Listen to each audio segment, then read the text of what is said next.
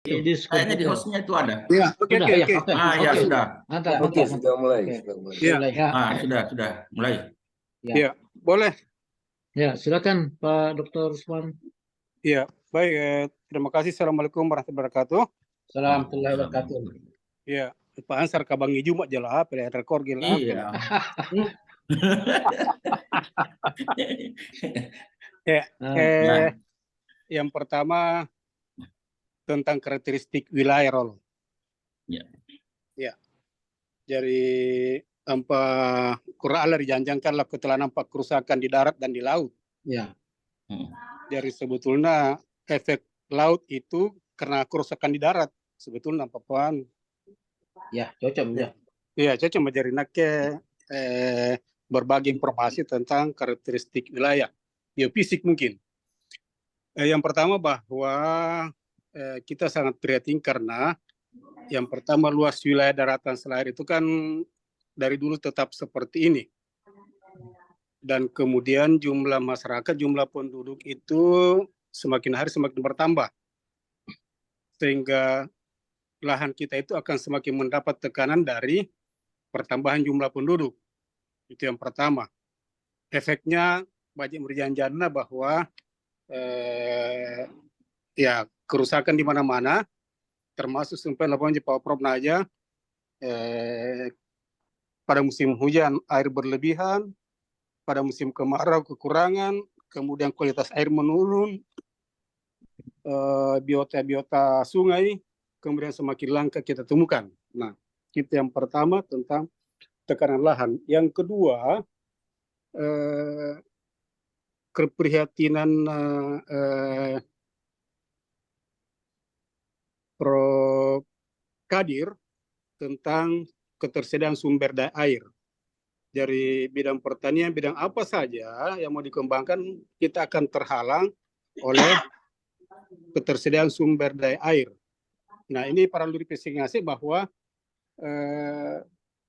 kampungnya di Silajara itu paling tinggi curah hujannya itu hanya bergerak antara 1.500 dengan 2.000 mm per tahun. 2.000 mm per tahun. Nah, kemudian ini diperparah karena sebagian dari curah hujan itu kemudian tidak meresap ke dalam tanah. Padahal mestinya kan begitu. Sudah jumlah curah hujan terbatas, kemudian karena kerusakan lingkungan Sumpai, air itu kemudian mengalir ke sungai dan hilang ke laut. Padahal mestinya kan naur tanahnya, lalu kemudian akan tersedia pada musim kemarau. Nah, yang ketiga bahwa tanah atau lahan itu kira-kira sepertiga dari Pulau Selayar itu kemiringannya sangat curam. Jadi mulai misalnya Ribokona, Benteng, Janjamu sudah mulai berbukit, lalu kemudian ke arah Bontomaranu, semua itu akan mempercepat proses hilangnya air oleh karena curah hujan yang semakin tidak terkendali oleh aktivitas manusia, sehingga semuanya itu akan mempengaruhi ketersediaan tanah yang subur, dan kemudian celakanya pula bahwa unsur hara itu akan semakin banyak menghilang. Nah, kaitannya dengan perkebunan tadi, kalau sudah seperti ini maka dari tahun ke tahun masyarakat kita yang kemudian akan menunggu hasil yang baik itu akan menambah takaran pupuknya dari tahun ke tahun. Tahun ini misalnya per hektarnya hanya 1 kilo umpamana, tahun berikutnya mungkin 2 kilo dan seterusnya dan seterusnya. Nah, itu keprihatinan yang lain. Nah, sehingga barangkali solusi-solusi cerdas yang akan kita lakukan adalah bagaimana kita memperhatikan alam ini berdasarkan bidang kita masing-masing. Nah, mungkin surangi Pak Nay, kalau Pak Sumpai, pokoknya kalau kompleks mungkin kita bisa berpikir tentang tata ruang Kabupaten Kepulauan Selayar, yang mana kawasan lindung, kawasan budidaya sesuai dengan RT/RW. Jadi yang pertama kita RT/RW yang perlu kita periksa apakah itu sudah benar atau tidak. Karena di dalam RT/RW itu dalam kaitannya dengan pengembangan sumber daya alam, fisik, Yang pertama itu RT RW. Nah, di sana ada struktur ruang dan ada pola ruang. Nah, di pola ruang itu kan muncul dua hal, kawasan lindung dan kawasan budidaya. Nah, mana yang kawasan lindung menurut RT RW dan mana kawasan lindung menurut kawasan budidaya menurut RTW, perlu kita cermati secara bersama-sama untuk mengarahkan pembangunan dari Kabupaten Selayar itu betul-betul berwawasan lingkungan dan bisa memperbaiki tatanan kehidupan, terutama aspek biofisik sumpahnya. Nah, itu sih kira-kira sekedar informasi tentang kekhawatiran-kekhawatiran kita ke depan bahwa apabila dilakukan upaya konservasi tanah dan air, mungkin pembatas utama dalam pembangunan kita ke depan adalah terbatasnya sumber daya air. Nah, itu barangkali untuk bidang kami dengan teman-teman yang lain dari Agrokompleks. Demikian untuk sementara. Assalamualaikum warahmatullahi wabarakatuh. Waalaikumsalam Pak Dr. Usman. Terima kasih banyak. Banyak hal yang disampaikan, tapi Boleh nanti saya, sebentar Prof? coba kita buat simpulannya. Silakan, Boleh saya, Prof? Ya, Pak Samsul Seranu. Ya. Ya. silakan Ya. Pak. Terima kasih, Prof. Akbar. Assalamualaikum. Assalamualaikum warahmatullahi wabarakatuh. Waalaikumsalam warahmatullahi Assalamualaikum wabarakatuh. warahmatullahi wabarakatuh.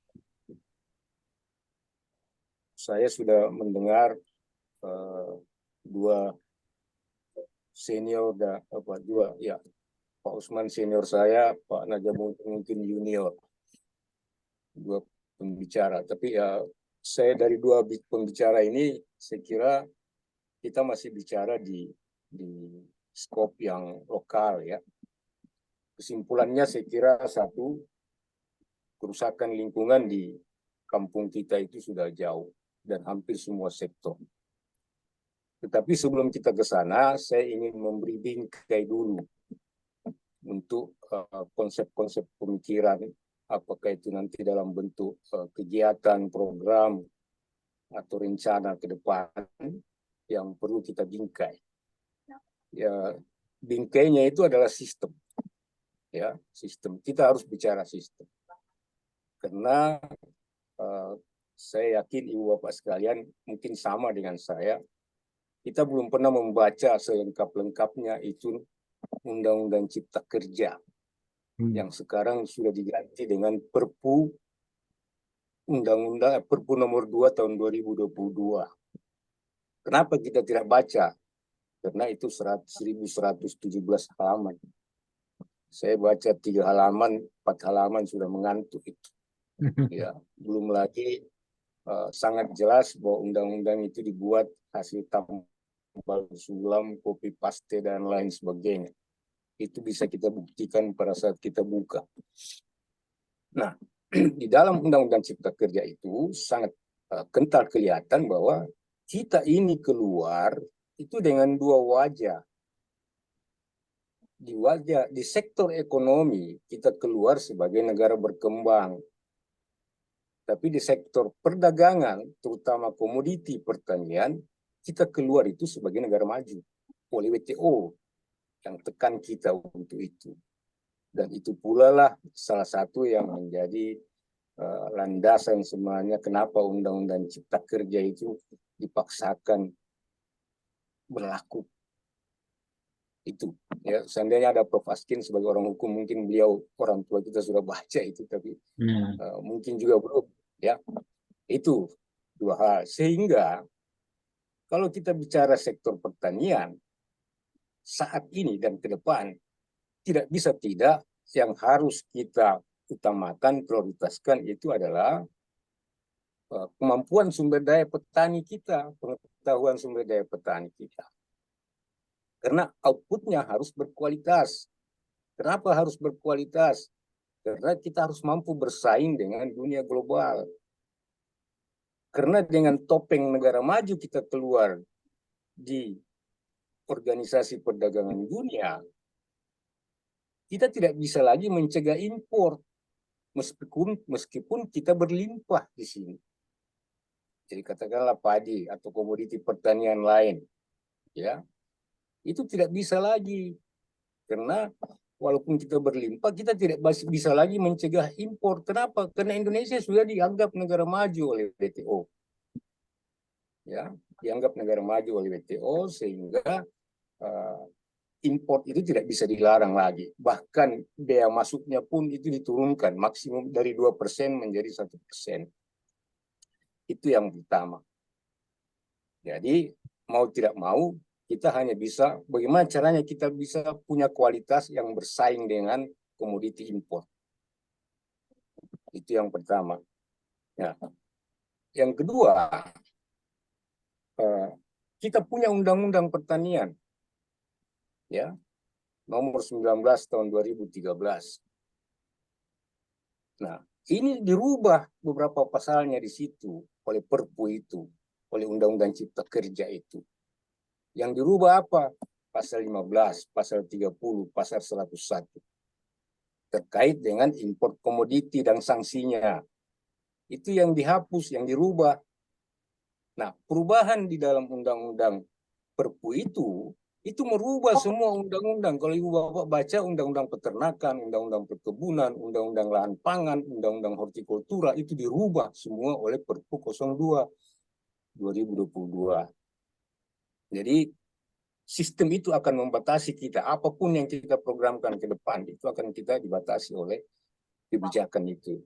Kita yang harus menyesuaikan. Nah, sekarang, apakah pemerintah daerah siap dengan perubahan-perubahan itu? Ya, nah, karena kalau tidak, akan sangat sulit kita menerapkan program apapun untuk sektor pertanian, perkebunan, peternakan, dan lain sebagainya. Nah, itu hal yang pertama. Yang kedua, ini erat kaitannya dengan apa yang disampaikan Kanda Usman Asad tadi. Persoalan air. Persoalan air kita itu sudah lama di Selayar itu. Bahkan di periode pertama Pak Bupati itu, saya baca di koran, saya masih simpan korannya itu. Ada 2 terbitan. Katanya beliau mau membangun bendungan. 2 bendungan besar mau dibangun di Selayar. Tetapi sampai hari ini, angin-anginnya sudah mulai hilang. Tidak pernah disebut-sebut lagi gitu ya. Padahal memang sudah pernah ada semacam studi pendahuluan untuk bendungan di daerah Pelabuhan Korong di atas itu, tapi tidak ada tindak lanjutnya. Jadi itu hal-hal yang perlu kita perhatikan dulu. Yang kedua, kebijakan itu sudah pernah disinggung. Mungkin ada nanti kalau ada Pak Masauro kita bisa bicarakan. Bagaimana kebijakan di bidang perikanan, Prof. Najamuddin mungkin tahu itu, bahwa kabupaten kota itu tidak punya tidak punya kewenangan untuk daerah laut. Mulai 0 meter dari garis pantai itu sampai situ saja. 1 meter, 2 meter itu sudah provinsi punya. Kemudian pusat. Ya, jadi kabupaten kota tidak punya kewenangan terhadap wilayah laut. Nah, ini juga perlu kita menyesuaikan di dalam menyiapkan program-program kerja untuk bidang-bidang perikanan. Saya juga pernah diskusi dengan orang perikanan, katanya memang perikanannya kita itu perikanan permukaan saja, plegadis gitu istilahnya barangkali kalau orang perikanan. Jadi kita tidak punya potensi ikan yang cukup bagus kalau kita tidak keluar lebih jauh ke dalam. Nah, ini memerlukan teknologi peralatan atau kapal misalnya yang lebih besar untuk bisa. Jadi saya kira kalau saya, mari kita baca dulu itu Perpu 02. Kemudian kita lihat Undang-Undang Peternakan, lihat Undang-Undang Pangan, lihat Undang-Undang Pertanian, seperti apa yang dirubah oleh Perpu itu. Karena Perpu 02 itu merubah 82 undang-undang, Pak. Ibu Bapak sekalian. Dia merubah 82 undang-undang. Nah, perubahannya itu harus kita pahami dulu, baru kita menyusun program yang sesuai untuk perkembangan di daerah kita seperti yang disampaikan Pak Usman Arsad tadi, sesuai dengan karakteristik wilayah. Nah, karakteristik wilayah kalau kita mau lihat, ya kita buka KLHS RT/RW Kabupaten Selayar. Jadi 2022 kemarin buat KLHS RT/RW, ya, KLHS RDTR Kabupaten Selayar. Itulah saya salah satu timnya yang ikut di situ, dan itu harus menjadi dasar untuk segala perencanaan pembangunan ke depan. Itu sudah ada, sudah selesai laporannya. Mudah-mudahan itu bisa diberikan rujukan untuk segala rencana. Saya kira demikian sementara Prof yang saya bisa sampaikan. Mudah-mudahan ini bisa menjadi tambahan wawasan buat kita dan dasar pemikiran ke depan. Terima kasih. Baik, terima kasih Pak Samsul Arifin. Saya persilakan yang lain. Jadi Prof ada. Silakan Prof Angelodi. Silakan. Baik, Assalamualaikum warahmatullahi wabarakatuh. Waalaikumsalam warahmatullahi wabarakatuh. Dari 3 pembicara, 3 masukan garis besarnya, saya menanggapi begini sekaligus bagaimana persoalan yang mendasar. Kalau kita melihat persoalan lingkungan, ini masalah lingkungan ini muncul karena kita kaitkan misalnya dengan pertanian, memang tidak akan susah ketemu. Susahnya ketemu ini persoalan, satu sisi kita mau memperbaiki lingkungan, untuk perbaikan lingkungan itu tujuan jangka panjang dan sifatnya umum. Sementara petani tujuannya itu jangka pendek, supaya bagaimana asapnya bisa mengumpul. Bagaimana anaknya mau membayar SPP, segala macam kebutuhan itu sifatnya jangka pendek dan mendesak. Jadi kalau ini 2 mau dipertemukan, ya di lapangan itu yang ujung tombaknya petani, sekaligus ya itu juga yang merusak lingkungan sebenarnya. Dan permasalahannya yaitu tadi, tujuannya petani jangka pendek, sangat mendesak, sementara tujuan lingkungan untuk pembangunan lingkungan itu jangka panjang dan bersifat umum. Nah, sekarang saya menanggapi begini.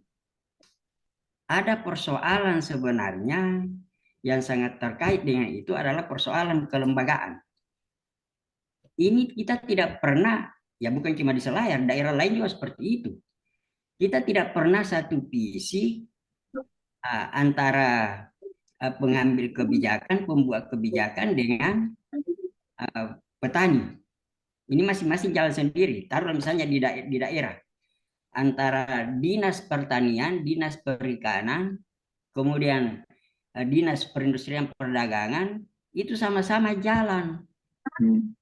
Padahal dengan tujuan yang kita inginkan tadi itu mestinya dia duduk sama-sama, masing-masing membawa 2, katakanlah seperti itu, kemudian setelah duduk sama-sama itu 2 itu terbagi sehingga ada kesamaan visi. Ini yang tidak pernah dilakukan.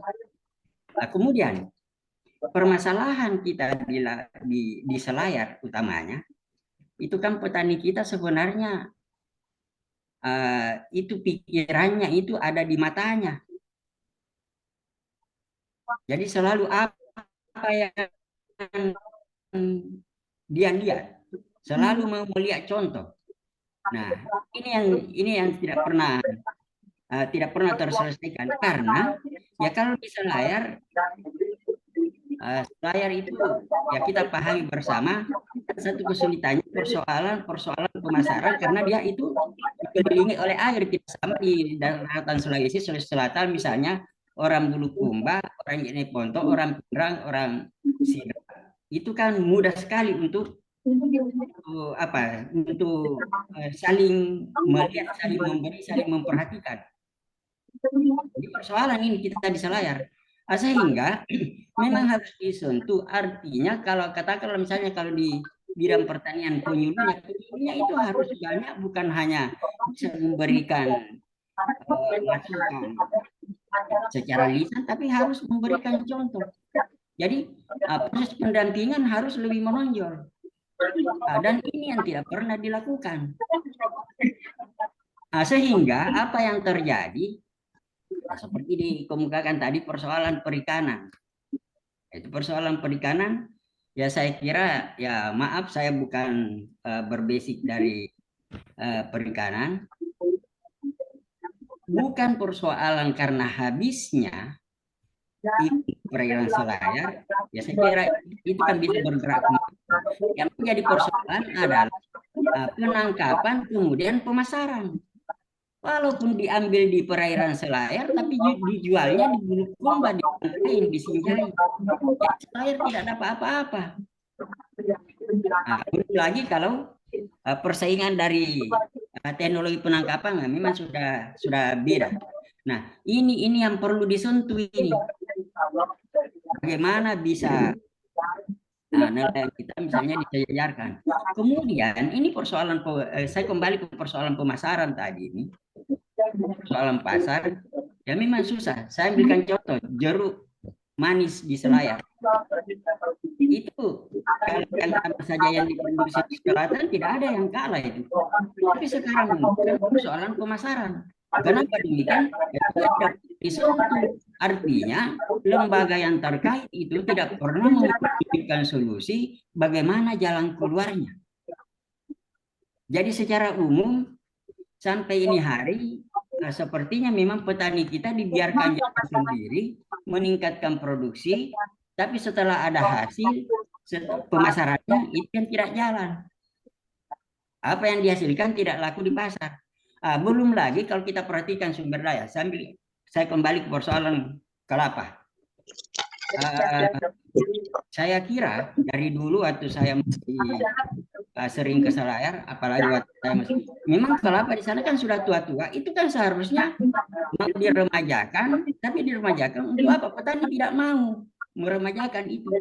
Seharusnya waktunya disentuh, mau diapakan ini pohon kelapa yang sudah tua, yang kualitasnya bagus, itu andai kata dibina, katakanlah misalnya Dinas Perindustrian Perdagangan, cari terobosan. Nah, yang persoalannya, karena kita selalu menunggu investor dari atas, yang investor dengan modal besar. Kemudian dengan SDM kita seperti itu, tidak akan mungkin dia melirik ke sana. Rugi jadinya. Nah, sehingga yang harus dipikirkan adalah bagaimana teknologi yang bisa dikuasai oleh masyarakat supaya pikiran saya lebih baik kita memulai dengan melalui anak tangga berproses. Jangan kita hanya mengangan-angan yang besar, yang selangit, tapi kita tidak bisa raih. Yang perlu diperbaiki dulu adalah bagaimana supaya masyarakat kita bisa tersentuh seperti yang saya katakan tadi, mengepul dulu dapurnya, baru kita step by step melangkah ke yang lebih tinggi. Jadi seperti dikatakan tadi bahwa sementara kita membaca kebijakan yang ada, mempelajari kebijakan yang ada, kita harus mulai dari bagaimana memperbaiki kualitas perekonomian, kesejahteraan yang bisa menyentuh masyarakat petani kecil. Karena ujung tombaknya itu bagaimanapun juga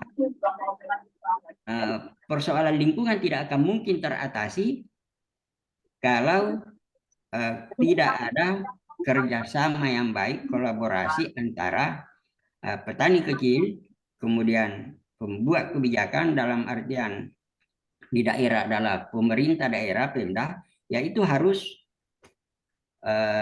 terkonek betul. Saya kira untuk sementara itu, Prof. Baik, Pak Prof. Andi Nurdin. Jelas. Welcome. Saya persilakan dulu yang lain. Ibu Prof. Andi Nurmas. Oke, siap. Oh, Pak Prof. Aminuddin, silakan. Oke, terima kasih Prof. Akbar selaku pimpinan rapat. Bismillahirrahmanirrahim. Assalamualaikum warahmatullahi wabarakatuh. Waalaikumsalam warahmatullahi wabarakatuh. Yang saya hormati Bapak-Bapak dan Ibu peserta rapat diskusi yang berbahagia. Alhamdulillah pada malam ini kita bisa bersama-sama, terutama saya selaku yang ingin bergabung di Selayar, dan alhamdulillah saya sudah sampai di Selayar.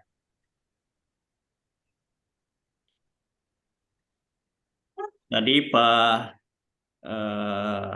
Najamuddin sudah memulai dengan menyampaikan permasalahan di perikanan dan juga pertanian perkebunan. Kemudian Pak Usman Arsad bicara tentang fondasi dasar kegiatan di darat tentang biofisik. Kemudian Pak Samsul Arifin terutama arahan kita tentang undang-undang yang harus kita dalami. Kemudian Pak Andi Nurdin tentang lembaga. Saya kira semuanya sudah lengkap untuk bagaimana membangun pertanian dalam arti luas, khususnya di Selayar. Kemudian per topik yang disarankan dalam diskusi saya kira sangat bagus supaya fokus.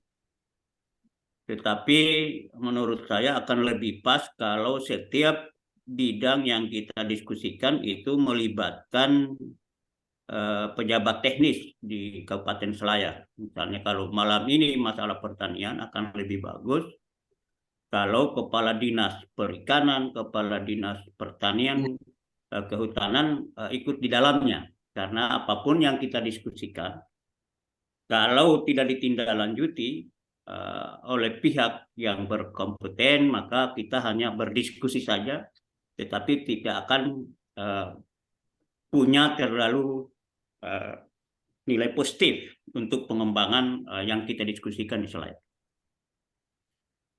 Tapi baik, saya akan juga memberikan masukan. Dengan saya ke Selayar, walaupun hanya 2 hari, wilayah yang saya lintasi di sekitar pelabuhan sampai masuk ke Benteng, itu mirip daerah saya. Yaitu biofisiknya adalah batu bertanah. Yang untuk pertanian itu harus tanah. Batu bertanah. Dengan demikian, kemudian daerah pinggir laut, ketinggiannya 0 meter dari permukaan laut. Itu gabungan daripada kondisi wilayah laut pesisir yang seperti itu dengan daratan yang batu bertanah, maka saya simpulkan bahwa daerah itu daerah kering. Tadi Pak Usman sudah menyampaikan bahwa iklimnya itu di bawah 1.500 mm per tahun. 1.500 sampai 2.000. Sampai 2.000. Ya. Kemudian kondisi karakteristik tadi yang batu bertanah. Ya. Nah, di dalam pertanian yang paling menentukan itu adalah iklim sebagai sumber air dan kondisi suhu, kelembaban dan lain-lain, kemudian tanahnya. Nah, karena itu tadi saya sependapat bahwa ketersediaan air itu penting. Nah, menurut saya dengan kondisi Selayar yang seperti yang saya sampaikan tadi, yang saya lintasi wilayahnya, saya belum tahu semuanya. Maka solusi yang paling bisa dilakukan adalah pendekatan agroklimat dalam pertanian dalam arti luas. Yang di dalamnya ada agroforestry, kemudian di spesifik lagi agropiscultura dan fisheries. Nah, kalau semua itu digabung, itu insya Allah akan makin lama akan mengarah kepada produktivitas yang kuantitas dan kualitasnya akan bagus. Tetapi kalau hanya sendiri-sendiri, misalnya tanaman pangan, jagung, apa semua, saya sudah lihat memang tetap tumbuh ubi kayunya apa semua, tetapi produksinya saya kira sangat minim dan kualitasnya juga belum bagus. Oleh karena itu, kalau kita mau ingin kembangkan yang di Selayar ini, kehutanan sangat dominan, harus kerja keras di situ untuk kita hijaukan dulu, kemudian untuk komoditas pertanian, tanaman perkebunan, nanti mungkin sekitar 10 tahun kemudian pertanian tanaman pangan itu baru kira-kira menghasilkan produktivitas yang masuk akal. Karena kalau untuk sementara ini, kalau menurut saya mau dievaluasi kesesuaian lahannya, belum penelitian, kesimpulannya sangat tidak sesuai. Tinggal pendekatan-pendekatan agroklimat, misalnya bagaimana kita menganalisis dari sepanjang Januari sampai Desember itu curah hujan yang lebih banyak kira-kira pada bulan-bulan berapa, dalam arti pendekatan waktu tanam. Kemudian pemilihan jenis komoditas yang kira-kira bisa sesuai dengan kondisi karakteristik yang ada di Selayar. Kemudian ditambah dengan kombinasi-kombinasi tadi, agroforestry, kemudian dengan peternakannya apa semua untuk meningkatkan kesuburan pelan-pelan, kemudian semuanya harus jalan sama-sama. Dan kesimpulan terakhir, karena sudah ada perguruan tinggi kita di sana, harus dipikirkan Prof. Akbar selaku rektor, bagaimana ke depan itu harus ada fakultas agrokompleks, yang di dalamnya ada program studi kehutanan, program studi pertanian, program studi ilmu lingkungan, program studi perikanan. Karena kalau sudah ada mahasiswa yang ada di perguruan tinggi di Selayar, nah kegiatan tridharmanya itu mengarah bagaimana kita memperbaiki karakteristik wilayah yang ada di Selayar itu. Karena kalau hanya penelitian-penelitian biasa, saya kira membutuhkan jangka waktu yang lama. Tetapi kalau ditangani praktek mahasiswa, kemudian KKN mahasiswa di wilayah-wilayah yang membutuhkan ini, perbaikan-perbaikan saya kira akan mengarah kepada peningkatan kualitas lahan yang ada saat ini. Dan yang paling terakhir, kalau misalnya memungkinkan menurut saya dengan kondisi kering yang ada di Selayar itu kalau saya dengan adanya dana desa itu dibuatkan bak-bak raksasa di wilayah-wilayah yang kira-kira bisa untuk pertanian, sehingga tadi yang disampaikan Pak Usman, pada musim hujan banjir itu tertampung di bak-bak di setiap desa. Kemudian musim kemarau adalah terlalu kering, masyarakat tinggal mengalirkan air di bak-bak yang raksasa itu tadi. Tetapi catatannya pembangunan baknya harus pakai konstruksi Belanda. Kalau konstruksi Indonesia belum diresmikan sudah retak-retak, ya kembali juga tidak ada gunanya. Kemudian di pinggir pantai saya lihat dengan permukaan laut yang 0 meter, itu kalau ada tsunami saya lihat sangat rawan di Selayar yang saya lintasi. Walaupun sudah di situ adaptasi rumah-rumah panggung saya kira tinggi, tetapi saya kira apakah tidak memungkinkan dirancang penanaman mangrove di sepanjang pantai di Selayar itu, sehingga untuk istilahnya paling tidak ada semacam benteng pertahanan sedikit kalau terjadi misalnya naiknya air laut. Saya kira ini hal-hal yang bisa saya berikan sumbang pikir, mudah-mudahan ada manfaatnya. Kurang lebih mohon maaf. Assalamualaikum warahmatullahi wabarakatuh. Waalaikumsalam warahmatullahi wabarakatuh. Terima kasih Prof. Aminuddin. Saya persilakan. Selamat bergabung Pak Abidin. Silakan yang lain. Iya, terima kasih Pak.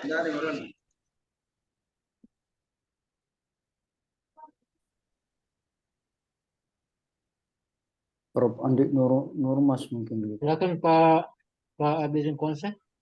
Untuk Pak Abidin.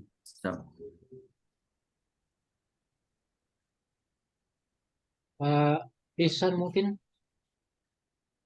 Ya, kalau saya mungkin Prof. Antaram. Ya, silakan Prof. Ya. Konsep.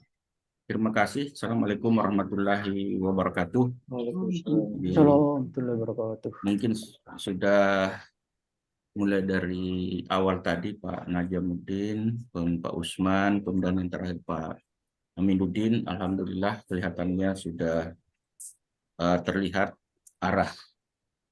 Saya hanya akan menyoroti langsung di bidang pertaniannya. kelihatannya bahwa pertanian kita di Selayar itu untuk ekonominya kelihatannya memang memerlukan biaya tinggi.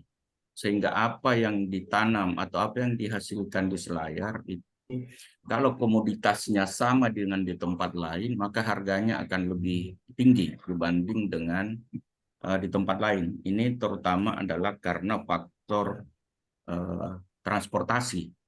Dan yang kedua adalah karena faktor pemilikan lahan yang sangat kecil dari setiap petani. Berbeda dengan petani-petani yang di daratan Sulawesi yang transportasinya mudah, murah biayanya, kemudian pemilikan lahannya juga luas. Nah, kemudian apa tadi yang disampaikan terakhir oleh Pak Prof. Aminuddin Mane tadi, memang iklim di Selayar itu agak unik dibanding dengan Sulawesi yang lain. Karena dia adalah iklim pulau-pulau yang memang kadang-kadang aneh. Turun hujannya itu mungkin jumlahnya sama dengan di tempat lain, tetapi dia waktunya singkat. Sehingga hanya sebentar hujan, tetapi jumlahnya banyak. Nah itu tentu beda kalau hujannya itu sama, tetapi dia menyebar dari apakah apa banjir sekali dapat jenam bosinjo. Nah, kemudian ada beberapa potensi unik tanaman di tumbuhan atau yang bisa kita lihat di Selayar seperti jeruk. Muntesilajar itu memang unik dan tidak ada yang bisa menyaingi di tempat lain. Ini saya melihatnya dari faktor agroklimatnya. Mungkin Pak Aminuddin tadi dari agroklimatologi mungkin bisa melihatnya. Jadi walaupun bibitnya dari Selayar, kalau ditanam di tempat lain itu kemungkinan besar akan berbeda cita rasanya. Namun yang memprihatinkan adalah jeruk Selayar ini dari dulu ada penyakitnya yang sampai saat ini saya tidak tahu apakah sudah dicoba diatasi atau memang tidak peduli diatasi. Nah ini yang memerlukan kajian bagi kita. Karena saya melihat di Unhas itu ada ahli penyakit yang mungkin mudah kita berkomunikasi. Ada Prof. Bahar bersama istrinya itu Prof. Tuti, itu ahli penyakit tanaman, barangkali bisa diajak untuk melihat itu. Kemungkinannya itu adalah COPPD. Cuman yang saya belum tahu adalah vektornya apa, sehingga selalu muncul penyakit itu kalau jeruk itu sudah berbuah 2 atau 3 kali, dia akan mati. Dan itu seperti terbakar dari pucuk. Nah itu penyebabnya adalah, yang kita bisa pastikan bahwa itu penyebabnya adalah virus. Tapi jenis virusnya itu dan apa vektornya itu yang belum kita tahu. Mudah-mudahan ada ahli yang bisa tahu. Kemudian yang kedua, itu jeruk yang berpotensi untuk kita hasilkan. Karena kalau kita menghasilkan yang unik dari Selayar, berapapun harganya kita jual, tidak akan bersaing dengan yang lain. Kita akan menang. Kalau yang dihasilkan juga oleh orang lain atau di tempat lain, maka kita akan kalah karena faktor harga. Kemudian yang kedua yang saya lihat adalah angkajeng atau bahasa Indonesianya gayam. Itu sudah langka, dan di Selayar kelihatannya karena memang tidak menarik harganya. Ya. Kenapa tidak menarik harganya? Karena pengolahannya yang hanya itu saja. Palu juga yang beriram di pasar. Ya, tidak ada teknologi yang masuk ke sana. Nah, saya kebetulan beberapa kali ke Jogja, ternyata gayam itu, angkajeng, itu di Jogja itu dikonservasi. Yang pertama ditanam kalau bapak-bapak ke Jalan Malioboro, maka itu pembatas jalan di Malioboro itu hanya 2, gayam atau angkajeng dengan asam. Ya. Kemudian selain itu tanaman gayam ini juga ditanam di ada tempat khusus di Kabupaten Bantul, saya sempat ke sana, itu ditanam di sana, kemudian buahnya itu diolah menjadi beberapa produk. Ada susu gayam, jadi susu angkajeng, kemudian ada keripik gayam, kemudian ada tempe dari gayam. Kalau tidak salah ada 5 macam produk itu yang dari gayam, dari angkajeng itu. Jadi mungkin kita bisa belajar dari sana, mencoba untuk produk gayam ini, produk angkajeng ini menjadi beberapa bagian, jangan hanya sekedar dimasak, dimakan, selesai. Itu. Yang ketiga adalah kenari. Ya, kita kelihatannya kenari di Selayar setelah Pak Akip selesai masa jabatannya, itu tidak ada lagi penanaman kembali kenari. Hanya zamannya Pak Akip yang saya ingat yang ada penanaman kenari. Nah, itu kenari di Selayar sudah tua, kemudian sudah menurun produksinya, dan bahkan sudah ada yang hancur. Ya, yang sekarang ini hanya sekedar memungut kenarinya, tidak ada lagi yang menanam baru karena memang itu lama ditunggu. Ya, selalu kita janjaran peler lamun koni-koni, ampun tababar lah. Ya, begitu. Tidak ada gerakan-gerakan yang dibuat untuk menarik itu. Yang saya heran ini di Mataram, kebetulan saya tinggal di Mataram, itu di sepanjang jalan utama di Mataram itu adalah pohon kenari sebagai pohon pelindung. Nah, sekarang ini jalan akses menuju bandara keluar kota dari Mataram ke bandara yang baru, itu kiri kanan jalan sudah mulai ditanami kenari. Sekarang tingginya kira-kira sekitar 3 meter, ya 2-3 meter. Nah, itu ke depannya berarti itu kan ada produksi kenari. Cuman saya tidak tahu sampai saat ini tuh Mataram tidak ada produksi kenarinya, tidak dikenal dengan produksi kenari. Tapi pohon-pohon kenari di kota Mataram itu sangat banyak. Ya. Nah, mungkin juga itu bisa kita tiru. Kita sudah mulai menggalakkan penanaman kenari. Kemudian berikutnya, nah sudah disinggung juga tadi, melinjo. Ya, itu juga potensi untuk kita. Nah, itu pengolahannya. Kemudian berikutnya juga di pemasaran. Itu semua saling terkait, dan kelihatannya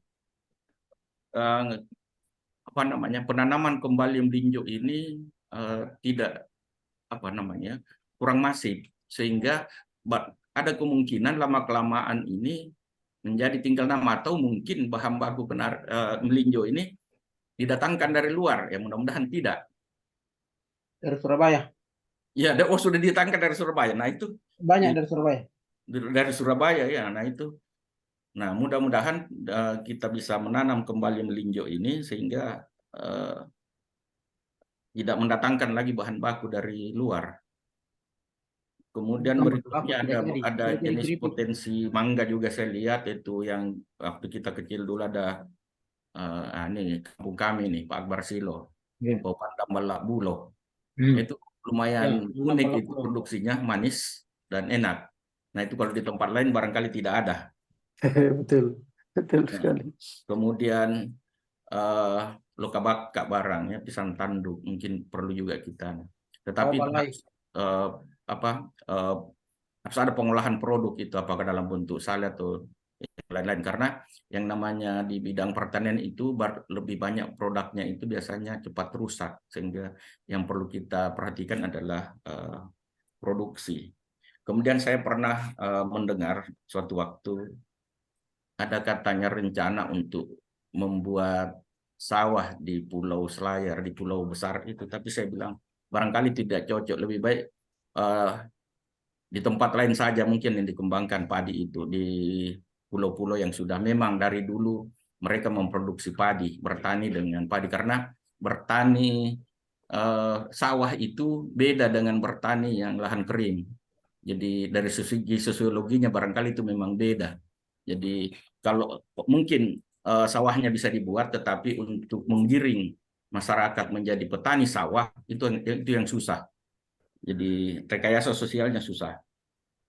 Nah, kemudian, nah seperti apa yang disampaikan juga tadi Pak Samsul Arifin Ilyas, Canda Samsul, nah, itu juga memang saya pernah juga dengar ada rencana untuk membangun bendungan, barangkali tidak usah bendungan, embung-embung saja, penampungan air seperti disampaikan tadi Pak Aminuddin Mane, barangkali tidak usah besar-besar, yang kecil-kecil saja, tetapi itu mampu menampung air sehingga tidak langsung habis ke laut, mengganggu wilayahnya Pak Naja, Prof Naja. Ya. Jadi kalau air itu langsung ke laut, ya tidak ada yang tinggal di daratan, itu akan menjadi, kita akan suatu saat nanti menjadi daerah yang kering. Harus dikonservasi menurut Pak Usman Arsad tadi. Ya, jadi itu harus kita potong perjalanannya air sehingga dia mampir dulu beberapa waktu di daratan sehingga bisa dimanfaatkan semaksimal mungkin. Mungkin itu saja. Terima kasih barangkali. Mudah-mudahan kita bisa diskusikan bersama-sama. Terima kasih. Assalamualaikum warahmatullahi wabarakatuh. Waalaikumsalam warahmatullahi wabarakatuh. Mungkin saya perlu resume sedikit ya sebelum kita lanjut ya. Izin teman-teman sekalian, dari berbagai diskusi ini saya berpikir bahwa sebagian yang kita harapkan telah mampu kita ungkapkan. Semua permasalahan disampaikan oleh kita semua tadi itu adalah permasalahan mendasar yang sedang kita hadapi di Kabupaten Kepulauan Selayar. Nah, perlu kita petakan barangkali Prof. Najamuddin, mana saja masalah-masalah yang berdimensi jangka pendek dan jangka panjang seperti yang disampaikan oleh Prof. Andi Nurdin tadi. Memang ada hal-hal yang harus segera diselesaikan untuk menjawab kebutuhan segera dari masyarakat petani. Tetapi ada juga yang harus jangka panjang karena ada terkait dengan kapasitas pembiayaan dari investor. Saya pikir ini bisa diskemakan dalam sebuah skema perencanaan kita ke depan. Nah, di dalam perencanaan itu ada sempat disebutkan tadi bagaimana tata ruang itu coba kita lihat ya. RDTR yang sekarang ini kalau saya tidak salah sedang dibahas juga di DPRD, mudah-mudahan selesai nanti Pak Muhammad Ihsan beri konfirmasi dulu ya. RT/RW dan RDTR yang di dalamnya ada KLHS-nya pasti yang menjelaskan tentang posisi-posisi strategis dari semua yang kita bahas ini. Wilayah mana yang wilayah pertanian, wilayah perkebunan, wilayah pendidikan, dan wilayah apapun. Ya. Jelas di situ peta ekonomi dengan sendirinya terpampang di dalam RT/RW dan RTDR. Dan juga kita perlu perhatikan apa yang disampaikan tadi Pak Samsul Arifin tentang regulasi. Nah, dipastikan bahwa kalau kita sampai kepada titiknya mengusulkan beberapa program, otomatis mau tidak mau kita harus mendeteksi regulasinya. Mana yang boleh dan mana yang tidak. Ya, mana yang boleh kita kita ajukan ke kementerian, ya, mana yang ke investor, mana yang stop di sini saja, mana yang merupakan usaha mandiri masyarakat yang dibiayai secara secara mikro, ya. Nah, adapun keterlibatan kepala-kepala OPD teknis seperti yang disarankan tadi sudah pernah kita coba berkali-kali, ya. Tetapi sudah paham kan situasi pemerintahan kita di Kabupaten Kepulauan Selayar, selalu kita tertumbuk pada masalah sistem pemerintahan yang seperti itulah. Saya tidak usah saya gambarkan karena sifatnya politis, tetapi kita agak sulit. Tapi walaupun demikian, kita bisa misalnya Pak Ihsan ini bisa mainkan peran untuk memperoleh data fakta terlihat, fakta nyata, fakta terlihat, ya, sebagai bahan pembanding dalam proposal kita.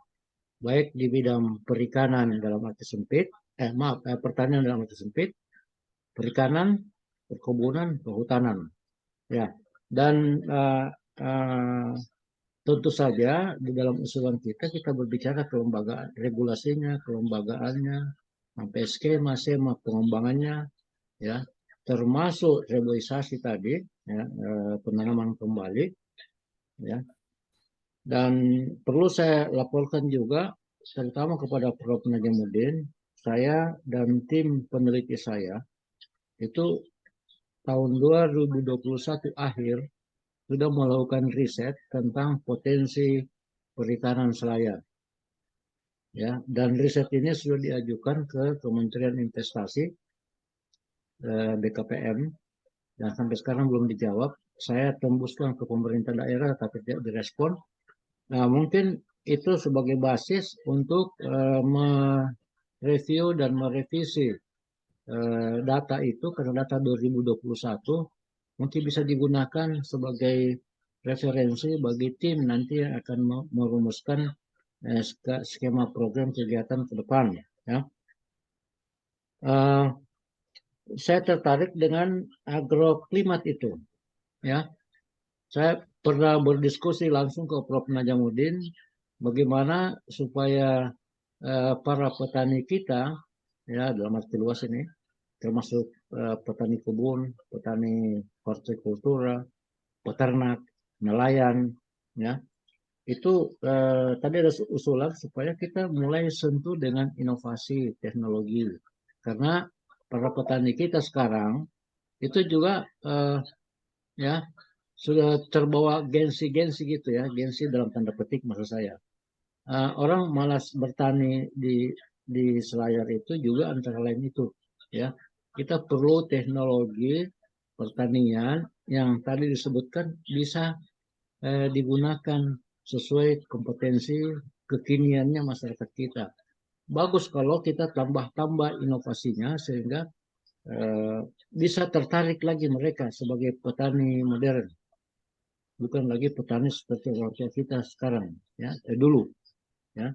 Nah, sehingga dengan agroklimat itu saya setuju ada jenis-jenis agro di dalam yang bisa kita integrasikan, ya. Dan ya mudah-mudahan saja niat baik, harapan dari Prof. Aminuddin bisa ditangkap baik oleh Prof. Ihsan sebagai Warek FSBM supaya ke depan kita buka itu fakultas. Nah, semua teman-teman di sini bisa terlibat. Saya setuju dengan kita mulai di jangka pendek. Pak Aminuddin bilang ikut anak tangga gitu ya. Tetapi dengan jangka waktu pendek dan panjang tadi, menurut hemat saya bisa diskemakan dalam proposal kita dua konteks tadi. Ya, ada sebagian yang ikut anak tangga sesuai kemampuan kita. Tapi siapa tahu lewat Yayasan Forum Pakar Selayar bisa melakukan terobosan dan memperoleh investor yang ya, mudah-mudahan saja, ya, namanya ikhtiar, gitu ya. Itu sementara yang saya ingin sampaikan sebagai resume awal. Selanjutnya saya persilakan kolega yang lain yang bisa memberikan masukan. Silakan, Pak Muhammad Ihsan Maroh. Ibu Prof, silakan Ibu Prof. Ya, mungkin saya menambahkan. Ibu Prof Andi Norma. Terima kasih atas kesempatan ini. Assalamualaikum warahmatullahi wabarakatuh. Waalaikumsalam. Orang Kusana ngasih, alhamdulillah jangan ngasih ini walaupun melalui mungkin Pak Aminuddin Manekandari, Prof. Aminuddin, saya sapa kembali. Selamat datang di Selayar. Walaupun mungkin belum tahu berbahasa Selayar, jadi silahkan belajar bahasa Selayar karena gampang bahasa Selayar. Jadi saya hanya ingin memberikan saran sedikit karena kebetulan saya di bidang budidayanya, agronominya, teknologinya. Jadi nanti setelah apa yang sudah disampaikan oleh Prof. Andi Nudin, kemudian Bapak Dr. Usman, Prof. Najamuddin, Prof. Aminuddin. Jadi memang kita perlu memikirkan agroklimaknya karena itu yang paling utama. Kemudian untuk memilih tanaman jangka panjang untuk konservasi. Kemudian setelah itu kita pikirkan tanaman-tanaman jangka pendek, tanaman-tanaman hortikultura. Namun demikian, tanaman unggulan selayar, jadi seperti melinjo, kenari, jeruk, itu kita bisa sentuh dengan teknologi perbanyakannya. Jadi kita bisa mendapatkan tanaman yang umurnya tidak lama sudah berproduksi. Jadi itu nanti jangka panjangnya mungkin itu. Jadi kemudian teknologi yang lainnya itu karena kita adalah lahan-lahan yang batu bertanah atau tanah berbatu, maka di situ kita banyak bisa menggunakan bahan-bahan organik, kemudian mikorisa, dan mikorisa itu kita bisa dapatkan pada gulma-gulma yang ada banyak di Selayar seperti rea, apalagi ampa komba-komba di Sulawesi Tenggara, apa ya namanya kalau di Selayar, injo komba-kombanjo anak bajikna untuk pupuk organik. Dan juga di komba-komba mama. Gele. Oh, galing. Siri. Daun siri. Bukan barangkali. Bukan sirih ini. Bukan ya. Kirinyo apa bahasa anonna Indonesianya? Kirinyo. Lo hal Selayar dari injo bikuleri pakai nalokoki kata baki birang apa? Panun injo ceran injo. Dan itu Kurana jalang-alang, pemilihan jalang-alang. Tinggi-tinggi Iya. mungkin dia tinggi-tinggi. Ya, gele, pemilihan alang-alang. Pemilihan alang-alang. Gele, daunnya lebar. Apa bahasa Indonesia? Simpole daun apa? Kirinyo. Kirinyo. Ya. Jadi injo bahan organik injo boleh dimanfaatkan nanti untuk kedepannya. Klaim yang kujan jangan jadi kota. Kemudian mikorisa, karena mikorisa itu dia bisa mendapatkan unsur hara fosfor yang ada jauh dalam tanah, dan itu sangat dibutuhkan oleh tanaman pada lahan-lahan kering, dan itu sudah banyak hasil-hasil penelitian dari penelitian doktor S1, S2, dan itu bisa didapatkan di pohon rea itu ya kerak nenju tanah aja diale, di sampai bisa dimanfaatkan. Kemudian memang kita harus hadirkan yang berhubungan dengan apa yang kita bicarakan ini, seperti pemerintah dalam hubungan ini pertanian, kehutanan, perikanan, supaya kita bisa sejalan begitu. Jadi kita buat rencana dan itu sesuai dengan apa yang rencana dari pemerintah daerah. Saya kira itu saja sedikit sumber saran. Kemudian ini jeruk ya, jeruk memang kita terkenal sekali. Itu jeruk Selayar. Jadi mungkin nanti jeruk ini juga kita bisa kembangkan dengan teknologi perbanyakan tanaman. Apakah kita menyambung atau kita membuat dalam menyambung umumnya, menyambung karena menyambung itu perakarannya itu akan lebih kuat terhadap serangan penyakit, dan bagian atasnya itu yang berproduksi itu akan memberikan hasil yang lebih bagus dan produksinya cepat, tidak lama. Jadi kalau kenari juga kalau kita perbanyak dengan secara kultur jaringan, banyak lagi sekarang cara-cara yang lain. Kalau yang kultur jaringan itu kan kita harus menggunakan laboratorium. Tapi kalau perbanyakan seperti menyambung, teks, dan banyak lagi cara-cara lain itu bisa dilakukan oleh petani. Yang jelas dikasih keterampilan, saya kira bisa. Itu saja penyampaian dari saya, dan Baik, terima Ibu. kasih atas kesempatan yang diberikan. Baik, Ibu Pro. Assalamualaikum Waalaikumsalam warahmatullahi wabarakatuh. Pak Ihsan, silakan. Assalamualaikum warahmatullahi wabarakatuh. Waalaikumsalam. warahmatullahi Masih wabarakatuh. tabe para senior. Mohon maaf pilih terpental. Jaringan saya agak kurang bagus. Tadi banyak sekali, terus terang sekali ilmu yang pribadi dapatkan terkait pengetahuan teknis baik dalam pertanian dan perikanan seperti yang dijelaskan oleh bapak-bapak tadi. Saya mungkin langgam marahin itu loh. Jadi saya ingin mengajak kita melihat bagaimana sebenarnya daerah kita di masa lalu.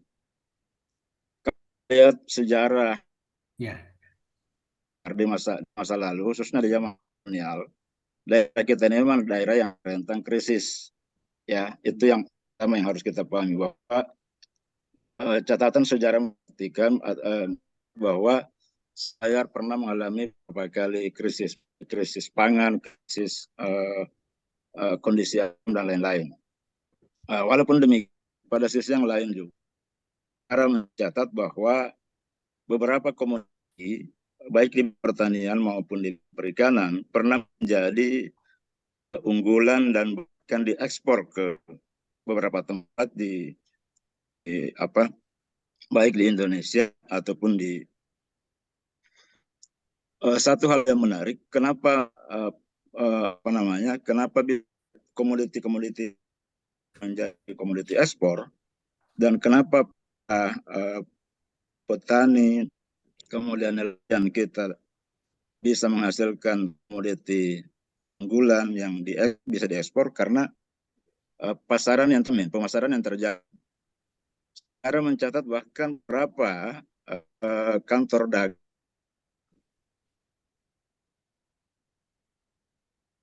yang putus-putus ya. Ringan masalah itu. Nah, lupa langsung keluar. Pak Ihsan dinonaktifkan videonya saja. Nonaktifkan video supaya bisa coba. Ya, gara-gara cerita masa lalu jari mulia yang paling konjur. Jadi pajaringan. Tapu cerita masa lalu. Lanjut Pak Ihsan. Lanjut. Kan kantor simpul aja. Mulai masa sekarang ceritanya supaya bagi-bagi. Boleh aja. Jaringan itu bermasalah. Jaringan ya masalah ya. Jaringan. Bakal gambar. Seru angin. Ya, bukan cerita dan aja kan, Pak Naja jangan. Ya, untuk mengisi terlempar Mas.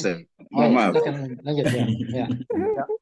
Kemudian tadi masalah kolonial, kemudian kita loncat, tapi yang pasti pada saat itu ada pemasaran, ada pemasaran yang terjamin. Kemudian di masa yang belum terlalu beberapa komoditas yang diproduksi secara massal berakhir dengan tidak adanya pasar, hingga ini membuat para petani kita agak malas seperti yang digambarkan tadi oleh bapak-bapak. Jadi itu yang menjadi awal kenapa mereka bergairah lagi di pertanian, ditambah lagi dengan lain. Jadi saya melihat kalau untuk sektor pertanian, gara-gara pemasaran yang tidak terjamin, kemudian muncul masalah baru, ini sudah masalah perilaku, karena menarik lagi dunia bidang pertanian bagi masyarakat kita. Kalau di sektor perikanan, saya dimulai dari tidak bisanya masyarakat kita bersaing dengan nelayan luar dengan peralatan yang baik, tidak bisa bersaing, sehingga itu juga menghilangkan atau menurunkan gairah nelayan kita untuk menggeluti profesi kenelayanan. Jadi saya kira kalau kita perhatikan kondisi ini, maka yang pertama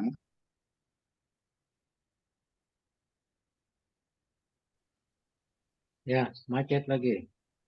Bandra jaringan ini adalah. Iya. yang Kering angin. Ini rata Ribonto barang ini. Aduh, bisa aja.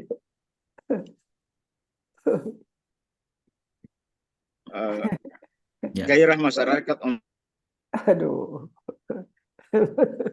Pandai ini. Oh, gairah masyarakat nih lapor bagi Juma bilang. Aduh. Ya, sambil menunggu Pak Ihsan untuk perbaikan audionya, saya persilakan Pak Dr. Abdul Rahman, mungkin ada yang mau disampaikan. Oh ya, baik. Terima kasih banyak Prof. Akbar Silo,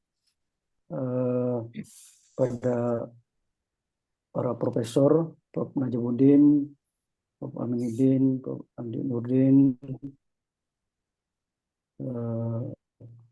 Pak adik saya nih Muhammad Ansar ya, sudah profesor juga katanya, alhamdulillah ya, Pak Andi Nurmas, dan senior kita ini sebetulnya kakak kelas kita di SMA nih, Pak Usman Arsad ini, tapi sangat jauh ya Pak Usman ya, kami masih SD, mungkin beliau sudah tamat SMA ini.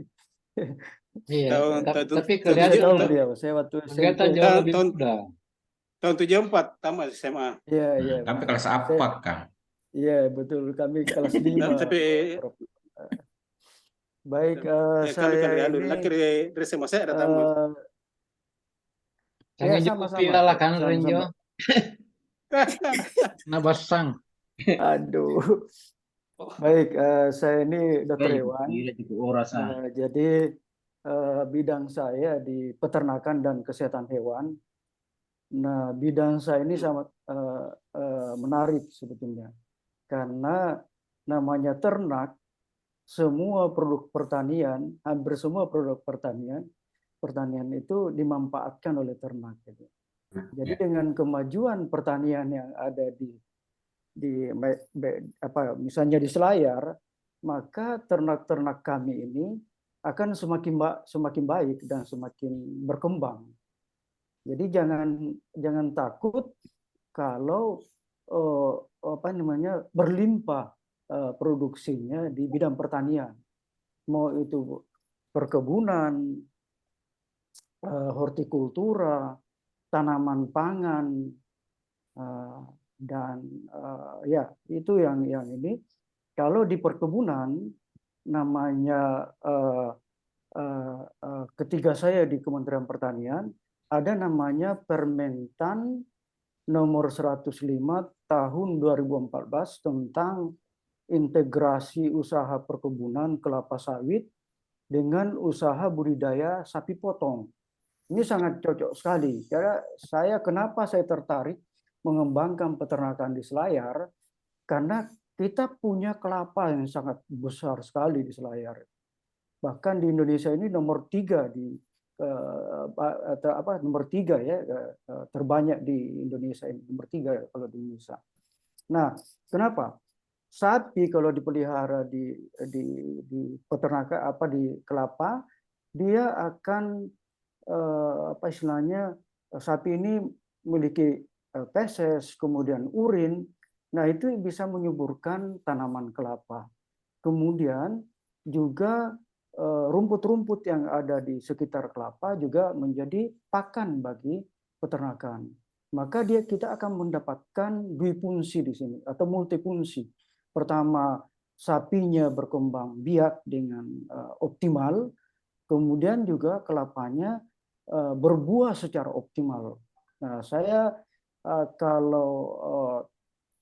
saya baru 1,5 tahun membuka peternakan di Pariangan, tapi Bapak boleh kepada senior saya atau para profesor bisa menyaksikan betapa multifungsinya kalau kita memelihara ternak. Ya, ini sangat baik sekali dan memang itu diharapkan oleh pemerintah ya Pak. Ya, saya dan semenjak saya di Kementerian Pertanian ini sudah didengungkan. Bahkan di tahun 2000 awal ketika saya sama Pak Bungarang Saragi, Menteri Pertanian, itu sudah diuji cobakan di daerah Bengkulu. Dan selama kemudian 10 tahun terakhir baru diundangkan untuk dicobakan di hampir di seluruh wilayah Indonesia ini. Nah, itu. Dan alhamdulillah saya cobakan ini di Selayar. Nah, tapi ada juga kendalanya ya. Jadi walaupun kita bilang bagus, tapi memang ada kendalanya. Yang pertama kendalanya adalah SDM. SDM kita kalau kita ajak beternak, yakin Pak Gawak dari gua pasti dia hanya bisa memelihara kalau dibilang kasih pakan ini, kasih makanan. Dia tidak bisa mengolah, Kemudian kalau misalnya bagaimana manajemen pedetnya, atau bayi ya, atau anak sapi, itu juga akan kesulitan. Padahal kalau kita kalau kita beternak, anakan itulah yang menjadi sumber keuntungan kita, atau inilah yang sumber keuntungan lah ya, karena itulah yang bisa kita jual nantinya kalau apabila dia besar. Misalnya dia jantan, kalau kita pelihara dengan baik, maka setahun kemudian dia bisa dijual pada saat Idul Fitri. Nah, yang betina kita bisa jadikan replacement bagi induk-induk yang sudah tua, atau memang kita jadikan sebagai induk baru gitu kan. Nah, ininya. Itu yang beberapa kendalanya itu antara lain di Selayar itu adalah sumber daya manusianya sangat rendah sekali terhadap peternakan. Memang kita harus sabar Pak. Nggak bisa kita langsung jalan lari gitu. Kalau seperti saya semua mungkin bisalah kita lari. Tapi kalau kita mengandalkan SDM di sana, pasti kayak jalan kaki atau mungkin kayak jalan jalan sepeda kira-kira yang 10 km per jam atau 20 km per jam. Tidak bisa kita pacu secara seperti kita kalau kita naik motor ya. Nah, SDM-nya, pendidikannya masih sangat rendah.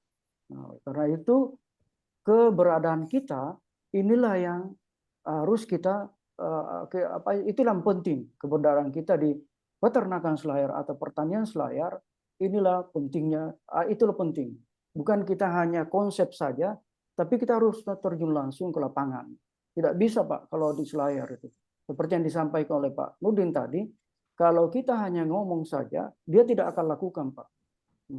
Dia inginnya supaya berproduksi cepat, kemudian dia lihat, pasti kalau misalnya kita berhasil, tidak usah disuruh, dia akan kerjakan sendiri Pak. Nah, ininya di Selayar. Jadi saya di bidang peternakan ini memang ada kendala, tapi bisa saya atasi dengan baik. Bisa kita atasi dengan baik dengan pertama kita harus terjun langsung, minimal telepon atau kita berikan solusi. Misalnya pakannya tidak ada, kita disampaikan. Misalnya rumputnya tidak ada, kita sampaikan bahwa tanaman ini sangat berfungsi untuk pakan ternak.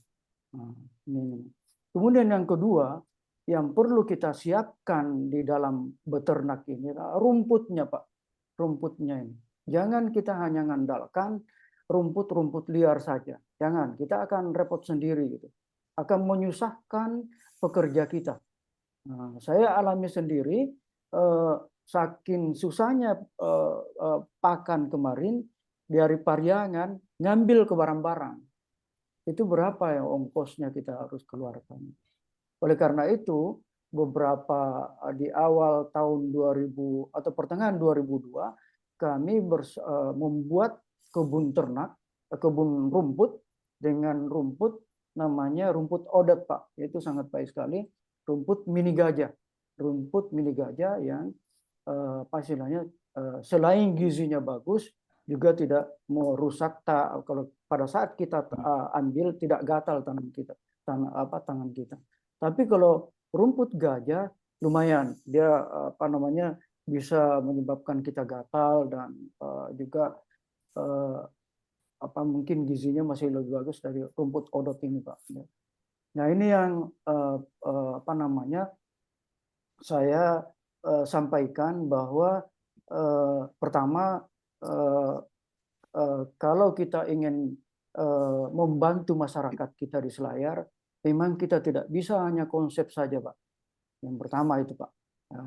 Yang kedua adalah karena kita saat ini punya teknologi informasi, kita boleh tanpa di sana pun kita boleh menyampaikan atau kita menyuruh pekerja kita agar melakukan hal-hal seperti ini. Misalnya pakannya kamu ambil di tempat ini, atau kamu jenisnya ini, kemudian cara pemberian pakannya sehari berapa kali dan lain-lain sebagainya. Nah, ini yang ini. Kemudian soal pemasaran, sapi ini tidak seperti tanaman lain. Sapi ini lebih daripada emas. Kalau emas kita jual pakai toko, toh ada toko kita baru kita jual. Kalau sapi kita, atau khususnya di bulan Adha ini, dia nelpon ke kita. Dia yang nelpon, saya butuh sapi untuk Idul Adha. Seperti saat ini Pak Wakil Bupati Selayar sangat membutuhkan sapi untuk kurban. Jadi ini keunggulan kita kalau kita memelihara sapi. Ini yang kami lakukan selama kurang lebih saya mulai dari tahun Desember 2020, dan alhamdulillah pelan-pelan sudah mulai terlihat ya, hasilnya, meskipun belum optimal tapi sudah kelihatan. Nah, itu yang dapat saya sampaikan terkait dengan pentingnya kita melihara peternakan, baik itu keuntungan maupun kerugiannya yang akan kita hadapi nanti dalam pemeliharaan peternakan. Mungkin gitu, Prof. Akbar. Baik, Pak Dokter. Ya, jadi kita akan sampai di akhir ini. Sebelum saya serahkan ke Prof. Najamuddin, saya minta kesediaan saudara Jalaluddin dulu. Singkat ya. Jalaluddin. Pak, Ya, Prof. ya, silakan. Singkat ya. Ya. Bu Juku. Assalamualaikum warahmatullahi wabarakatuh. Waalaikumsalam warahmatullahi wabarakatuh. Terima kasih sudah diberikan kesempatan untuk sedikit berbicara. Mungkin saya sudah dibahas juga tadi ya tentang pemetaan wilayah, produk, hasil-hasil dari nelayan atau dari pertanian. Untuk Kecamatan Pasilambena, hasil pertaniannya itu yang sangat dikenal di daratan Selayar ataupun di Makassar itu adalah hasil kopra dan pisang. Sementara pisang di sana itu kalau memang musimnya itu biasanya dulu itu dikasih makan buat makanan kuda. Nah, untuk perikanannya itu biasanya di sana selalu memproduksi ikan kering begitu. Karena kurangnya ketersediaan pabrik es. Ada pabrik es di sana, tapi letak penempatannya itu jauh dari pusat nelayan, seperti di Karumpa. Karena penempatan pabrik esnya di Kawau, di Tadu, itu cukup jauh. Dan sampai sekarang juga pabrik tersebut belum optimal, belum beroperasi karena ada beberapa kendala. Terus terutama untuk bagian pengelola, mungkin pemerintah daerah ya, pemerintah Kabupaten Selayar harusnya memberikan pelatihan-pelatihan khusus untuk bagi pelaksana untuk mengoperasikan mesin pabrik es itu, sehingga tidak ada kendala pada saat dijalankan atau dioperasikan. Terus untuk Bonerate, Kecamatan Pasimaranu itu Produk unggulannya ada 2, yaitu kacang hijau dan jambu mente. Tapi itu produk-produknya itu langsung dikirim ke Makassar tanpa melewati Selayar. Jadi untuk hasil-hasilnya itu tiap tahunnya tidak terdeteksi di Kabupaten Kepulauan Selayar, jadi langsung ke Makassar. Kemungkinan besar kalau misalkan ada investor pemerintah daerah Selayar menyediakan investor untuk menampung barang-barang produk-produk pertanian dari Kecamatan Pasimaranu, mungkin akan lebih baik dan bisa terdeteksi. Terus selanjutnya untuk untuk Kecamatan Pasimasunggu Timur, kebetulan saya sekarang sudah domisili dan tinggal di sana. Itu untuk unggulannya adalah padi, beras. Nah, di Kecamatan Pasimasunggu Timur ini sudah bisa menghidupi mereka menghidupi dirinya sendiri ya, tanpa ketergantungan dari daerah lain. Dan biasa juga di situ petani-petani di situ selalu menjual berasnya, padi hasil panennya itu ke NTT melalui kapal feri, karena kurangnya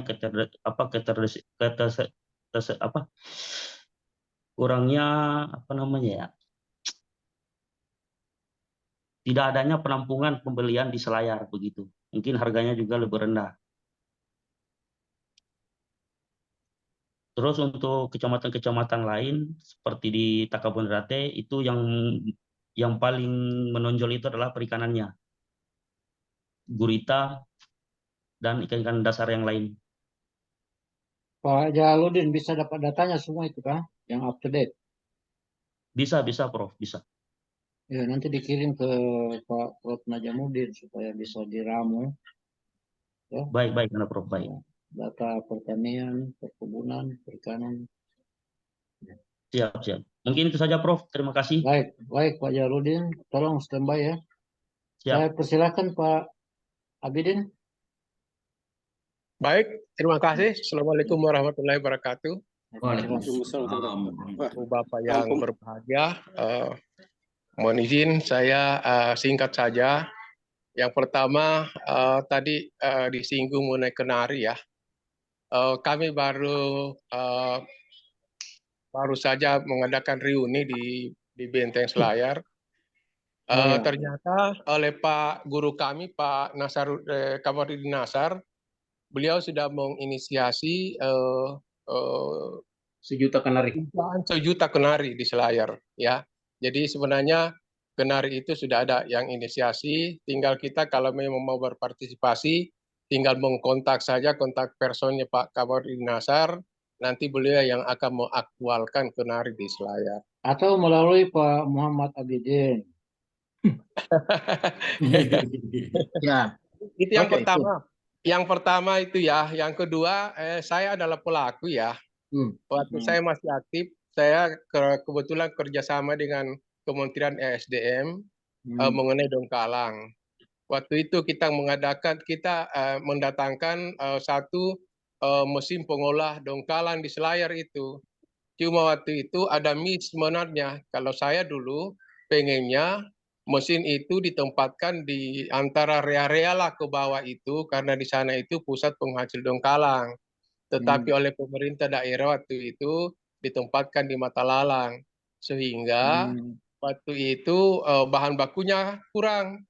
Padahal mesin itu sebenarnya siap untuk memproduksi untuk minyak pengganti ini sebenarnya pengganti solar. Cuma waktu itu memang biodiesel. Waktu itu Dongkalangin jo, nggak musim tak bang. Tidak, di area ke atas itu masih banyak Dongkalang itu. Energi terbarukan. Dan sebenarnya begini, kami dulu juga kerjasama dengan Jogja itu untuk menganalisis kandungan kimia dari Dongkalang itu. Ternyata Dongkalang Selayar itu yang paling unggul untuk apa itu kosmetik atau apa ya, saya lupa Ya. itu. Ada hasilnya analisisnya itu dulu.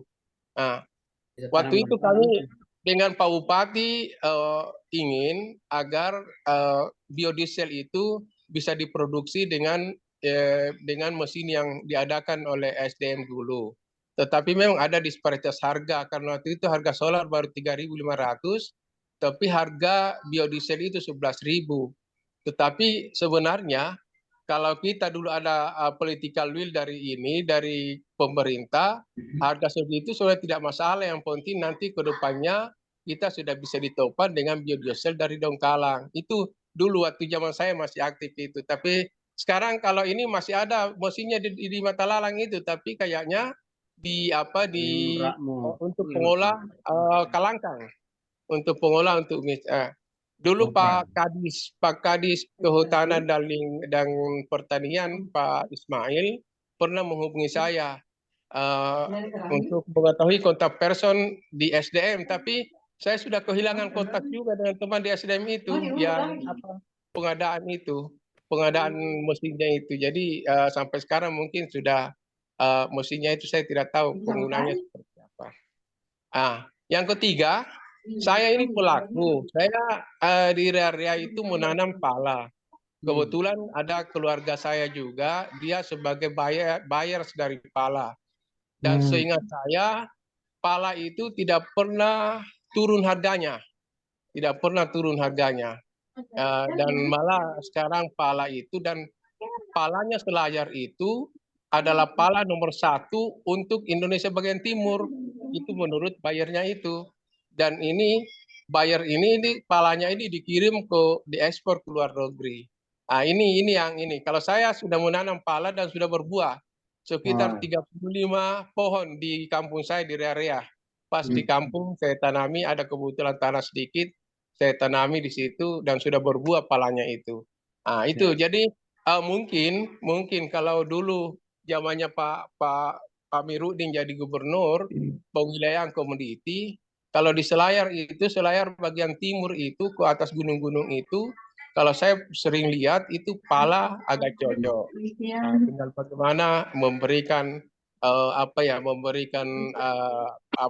penyuluhan kepada masyarakat, karena dari segi harga pala itu tidak pernah turun harganya.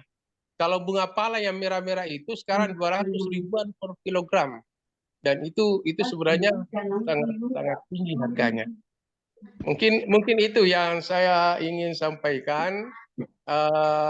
Mudah-mudahan bisa menjadi bagian dari solusi untuk daerah-daerah tertentu di Benteng Selayar. Mungkin demikian. Mohon maaf kalau kurang baik berkenan. Pak Abidin, luar biasa tambahan informasinya. Kita sudah berbicara semua dan kita sudah terrekord. Nah, rekornya ini akan saya bagikan juga. Saya persilakan ke Prof. Najamuddin untuk mengunci dialog ini dengan rencana-rencana ke depan. Apakah kita perlu bertemu lagi ataukah kita berbagi tugas ya untuk satu atau beberapa program. Saya informasikan bahwa Dr. Usman Arsad sudah punya juga Tahura ya, Taman Hutan apa itu? Raya. Taman Hutan Raya. Rakyat ya sudah siap.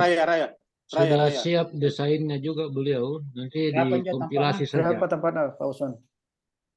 Raterianu di Layolo Baru. Patikore. Layolo. Iya, Patikore. Oh, Patikore. Ya. Baik, saya persilakan Prof. Najamuddin. Ya. Oke, Mbak. Assalamualaikum warahmatullahi wabarakatuh. Ya, cocok. Ini palan juga jadi tondok kah? Ini Pak Bini. Oh, gele, tidak lakan Rey. Tidak gele lakan sapi, gele lakan sapi dik.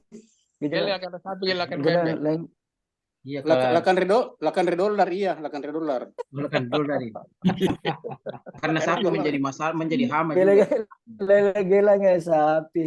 Lakan redolar, iya. Oke, terima kasih banyak. Saya kira sudah banyak masukan. Tapi saya kira supaya masukan-masukan ini lebih terfokus, mungkin kita bisa bagi sesuai bidangnya. untuk pertanian kehutanan, saya kira kita percayakan ke bidang yang kehutanan. Ada Pak Usman, ada Pak Abidin untuk menindaklanjuti ke arah mana. Seperti mau dikembangkan reboisasi konari yang menurut Pak Kamar itu adalah bantaran sungai supaya konservasi air juga di situ. Mungkin perlu ditindaklanjuti ke situ kira-kira ke arah mana pengembangannya. Termasuk perkebunan. Kalau perkebunan itu masuk kehutanan juga ya? Ya, saya pikir begitu ya. Iya, Bajika agrokompleks saja. Toh? Agrokompleks mah. Iya. Ya. Kompleks saja, Pak. Agrokompleks kan ada di sini. Seperti tadi kan ada dari Ibu Andi Nurmas ini kan ada teknologi budidayanya untuk yang jangan menanam bijinya sehingga itu bisa lebih cepat.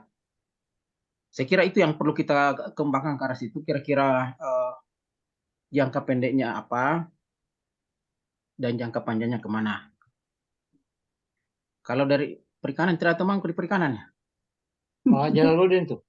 Pak Masahoro boleh.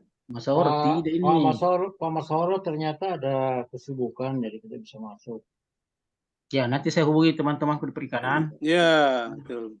Ya, tapi kan intinya ini di pertanian ini Selayar. Ya, seperti saya sampaikan tadi kan ada kecenderungan masyarakat di Selayar sudah enggan bertani. Ya. Kenapa dia enggan bertani? Salah satunya itu karena banyak sapi. Ya, sapi dianggap hama karena setengah mati dia menanam. Sapinya berkeliaran, Prof. Pagarnya tidak kuat. Akhirnya tidak dapat hasil. Makanya saya turun Pak Prof Naja. Ya. Kita ajarkan kepada masyarakat supaya sapinya itu dikandangkan dan dibuatkan kebun rumput. Ya, dia hidup di situ. Tidak bisa kita lepas. Izin Prof Najamuddin, itu yang kehutanan, perkebunan itu Pak Ihsan Maro bisa gabung di situ juga. Digabung saja supaya sapinya dikandangkan.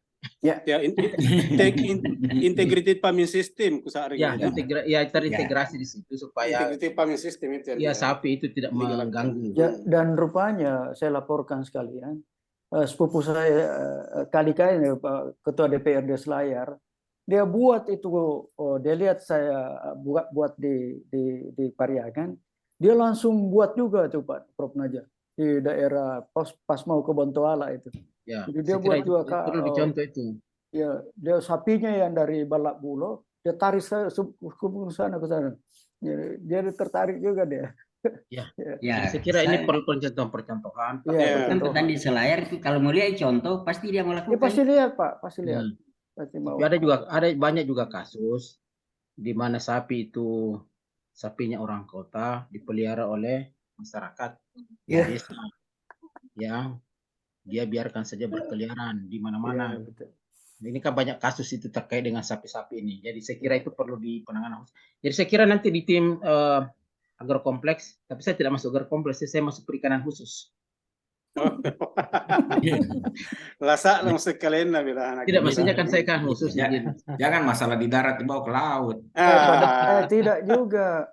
Itu jangan lupa pakan ternak itu dari ikan juga itu. Pakan ternak itu dari ikan loh.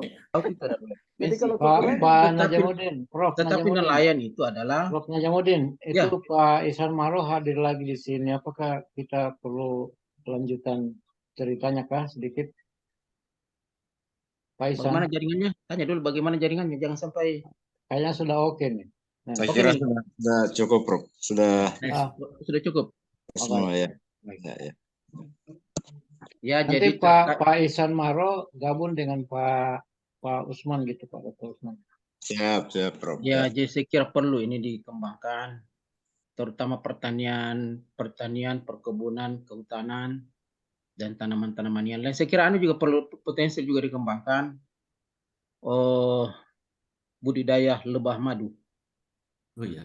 Nah, itu bagus itu. Ya, saya kira itu juga potensi itu. Masuk kehutanan itu, agrokompleks. Ya, masuk kehutanan. Jadi kalau malas berkebun, pelihara saja lebah. Ya, maksudnya ini kan potensi-potensi yang mungkin dikembangkan. kalau lokasi tanpa lebah dan dengan lebah itu produksi bisa meningkat 12%. Ya, dengan lebah, begitu iya. ya. Iya, dan dengan kualitas produksi lebih bagus karena penyerbukan Ya. lebah. Ya, saya kira banyak potensi pertanian yang bisa dikembangkan Selayar. Nah, tinggal kita bagaimana mengembangkan itu. Kemudian saya dapat ya, sementara bagaimana Pak? Ada tambahan? Boleh sedikit, Prof. Ya. Ya. Pak siapa ini Pak Profesor Andinudin dan Pak Samsul Arifin. Ya. Mungkin bisa di aspek kelembagaan dengan peninjauan RT RW-nya dan sebagainya, regulasi gitu ya. Boleh saya tambah sedikit, Prof? Ya, terkait dengan semua rencana ini, saya kira saya memberi tips begini. Ada 3 hal yang harus kita pertimbangkan dalam semua perencanaan. Yang pertama itu adalah waktunya, yang kedua adalah tempatnya, yang ketiga caranya. Karena kalau orang Selayar misalnya melihat orang berhasil terus ikut di lokasi yang berbeda, tempat itu berhasil. Jadi tidak semua sebenarnya harus kalau misalnya peternakan Pak Abdurrahman terus semua daerah mau di berusaha peternakan, tidak bisa. Jadi harus ada perencanaan yang matang. Nah, kalau di teori perencanaan itu ada yang kita sebut dengan teori lokasi. Nah, di teori lokasi itu mempertimbangkan parameter-parameter spasial dan parameter spasial biofisik, parameter spasial sosioekonomi dan lain-lain, itu harus dikaji dulu.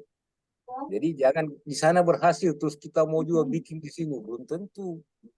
Jadi harus ada dasar ya. Nah, bagaimana kita memilih lokasi itu, melihat parameter di lokasi itu baru kita tetapkan, oh ya ini cocok, ini bisa berkembang, ini tidak. Seperti itu, Prof. Ya.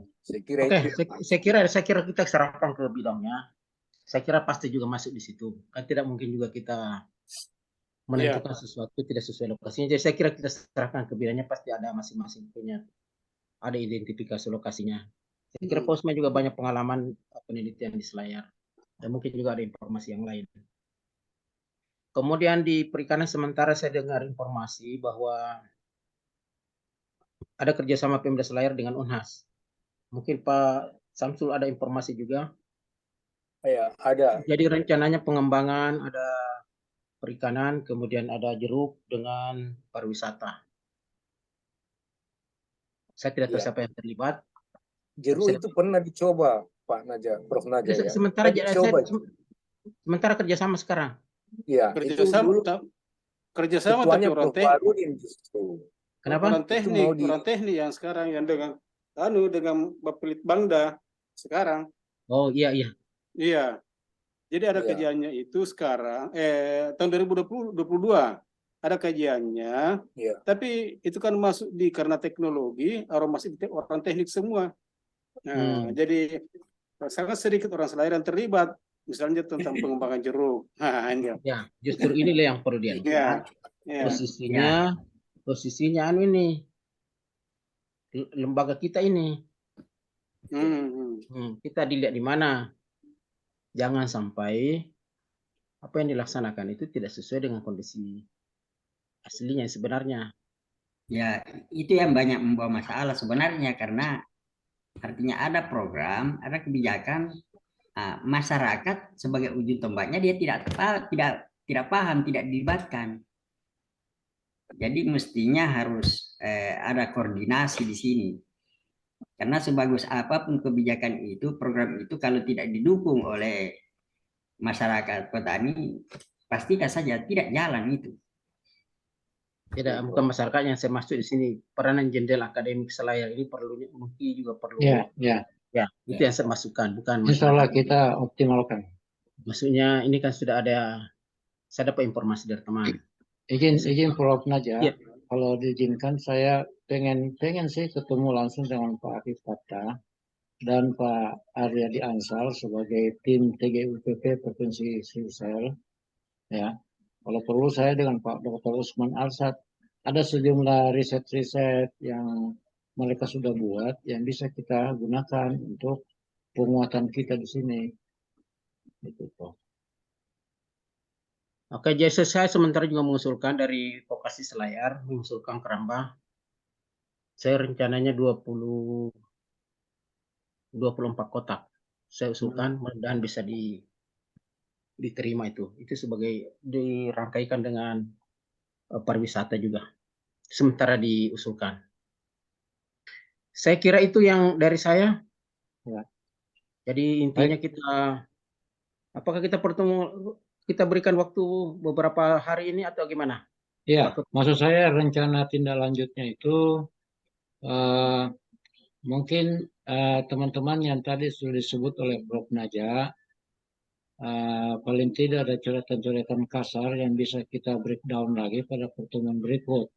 Nah, pertemuan berikut itu mungkin kita janjian lagi kapan kira-kira supaya kita mengerucut lagi ya dari sub-sub pertanian tadi itu. Gitu ya. Apakah bisa dua minggu dari sekarang atau 3 minggu dari sekarang kita jumpa lagi di forum ini? Saya kira 2 minggu. Dengan catatan Pak Jalaluddin ya, data yang ada itu tolong dikirim ya, Pak Jalaluddin ya. Pak Ihsan juga punya data sebenarnya, bisa dikirim ke kami sebagai bahan untuk dianalisis, ditelaah. Timeline-nya ditetapin aja. Ya. Kalau Pak Dr. Rahman kan memang spesialisasinya di peternakannya, urus ternak-ternak semua itu. Ya. Saya sudah sampaikan tadi Sampung. Ya, Saya siap. senang kalau pertanian maju. Karena semua produknya itu bisa dimanfaatkan ke peternakan. Itu programnya itu namanya integrated farming system tadi. Integrated farming.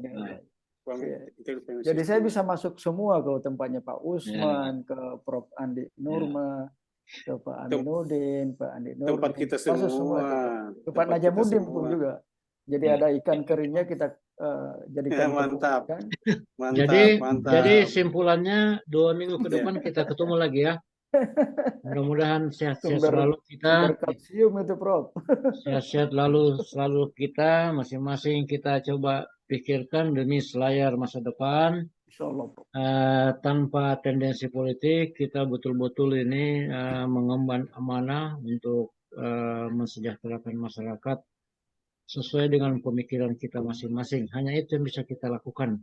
Kita bukan orang-orang kaya yang mensupport apa adanya, apa saja, tapi apa adanya dengan pemikiran kita. Begitu ya. Mudah-mudahan bermanfaat bagi kita semua. Sampai jumpa lagi 2 minggu ke depan. Saya berterima kasih kepada Profesor Najamuddin, Profesor Andi Nurdin, Profesor Muhammad Ansar, Profesor Aminuddin Mane, Kandari yang dari jauh-jauh sana, Pak Dr. Usman, Pak Ibu, Profesor Andi Nurma, Kandari luar biasa, Pak Dr. Samsul Arifin, Muhammad Ihsan Maro, Dr. Rahman, ya Pak Muhammad Abidin Konse dan saudara Jalaluddin Selayar Jalaluddin ya. Billahi taufiq wal hidayah. Wassalamualaikum warahmatullahi wabarakatuh. Sehat walafiat selalu. Assalamualaikum warahmatullahi wabarakatuh. Walafiat selalu. Terima kasih banyak. Sukses. Ya, terima kasih. Barokah. Merekanan, Nasib, Pasiana, Najara. Kita Silajara deh. Siap-siap ngasih Nurma. Nurma tuh bateri apa Ki? Prof. Aminuddin Kandari yang tidak tahu bahasa Selayar. Prof. Aminuddin Kandari ini orang Selayar tapi belum tahu bahasa Selayar. Ya, begitu. Saya sama-sama di Fakultas Pertanian dulu, UKO, sekarang dia pisah di Kehutanan. Karena dulu pertanian semua. Kolega dan keluarga. Prof. Andi Nurdin di Parepare sebelah mana kah? Di jalan ke Sidrak. Enggak, kampus. Kampus di situ. Di Lapak deh, jalur ke Sidrak. Oh, jalan ke situ. Saya izin bapak-bapak semua, saya izin. Iya, baik, keluar. baik. Assalamualaikum. Baik, Ibu Prof. Waalaikumsalam warahmatullahi wabarakatuh. Ya, izin. Kalau saya off di sini pasti off semua. Ya, pasti. Satu, dua, tiga. Masih ada. Silakan. Anda mau kita jangan regulasi. Ya. Apa aja? Lihat apa adanya di lapangan, lalu kemudian kita masuk apa yang kita bisa laksanakan tanpa melanggar aturan, tanpa kajian apa dan sebagainya. Terlalu panjang. Selalu, iya. Kaji tindak, kaji tindak. Kan kalau lo hejo tanaman-tanaman indikator. Kalau cocok ini pasti cocok ini. Misalnya, tanpa aturan ribuan, memang itu ininya kementerian itu. Ijo oroenyo gale peribahas inyo kudi roe. Gale peribahas inyo. Mataram. Roe kadumpi panasa. Aduh, itu luar biasa. Gitu barangnya. Kadumpi panas serta mari Pak barang-barang dagang konyo kan. Aduh. Kalau bu ne. Lagi pokoknya kah? Di Selayar itu paling lengkap itu memang. Jadi laku tongko ini tidak petik. Tunggu sabut. Tunggu. Terima kasih semuanya ya. Assalamualaikum warahmatullahi wabarakatuh. Sehat selalu semua. Andi Nurdin. Ya. Assalamualaikum warahmatullahi wabarakatuh. Pak Ansar. Ya, assalamualaikum. Ini